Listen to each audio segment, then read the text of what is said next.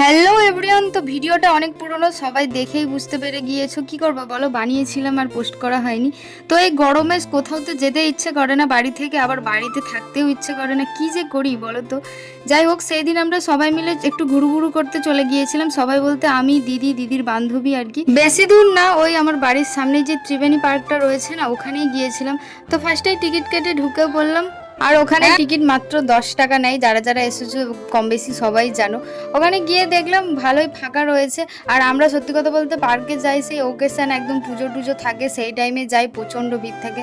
আর এই দেখো পার্কের কি অবস্থা, যেহেতু একদিন আগেই না ঝড় হয়েছিল, সেই জন্য এরকম পাতা টাতাগুলো পড়ে রয়েছে। আমি ভাবছি যে এটা পার্ক না জঙ্গলে চলে এসেছি। যাই হোক, একদিন আগে যেহেতু ঝড় হয়েছে সেই জন্যই হয়তো এরকম অবস্থা। আর আমি এই যে দেখাচ্ছিলাম যে তোমরা আসলে কিরকম করে এইটাকে হচ্ছে যে সলভ করবে, মানে যদি না যেতে পারো আর কি, আমি দেখিয়ে দিচ্ছিলাম যে পাতাটা তুলে চলে যাবে। একটু মজা করলাম তোমাদের সাথে, কিছু মনে করো না। আর এইদিকে আমি সারা পার্ক ঘুরে গার্লফ্রেন্ড আর বয়ফ্রেন্ডকে দেখে আমার মন খারাপ করার থেকে, ঠিক আছে, আমি তো হচ্ছে ফোন ঘাঁটি অনেক ভালো, তো ওদেরকে দেখে আমার খুবই কষ্ট হচ্ছিল, কিছু করার নেই। তারপর আমি পার্ক থেকে বেরিয়ে আসি, আর বেরিয়ে এসে ভাবলাম যে এই জায়গাটাই আমার জন্য একদম সেফ, ঠিক আছে। এখানে দাঁড়িয়ে দাঁড়িয়ে একটু হাওয়া খাচ্ছিলাম আর কি, খুব সুন্দর হাওয়া দিচ্ছিল এখানটা, আর দেখছিলাম। তো যাই হোক, তারপরে পার্কে এসেছি যখন, কিছু তো খেতেও হবে তাই না। আর আমরা এখানে পাপড়ি চাট নিয়ে নিয়েছিলাম 3 জনের জন্য, আর একটা স্প্রাইটও নিয়েছিলাম। তারপরে আমরা ওখানে দাঁড়িয়ে দাঁড়িয়েই খেয়ে নিই।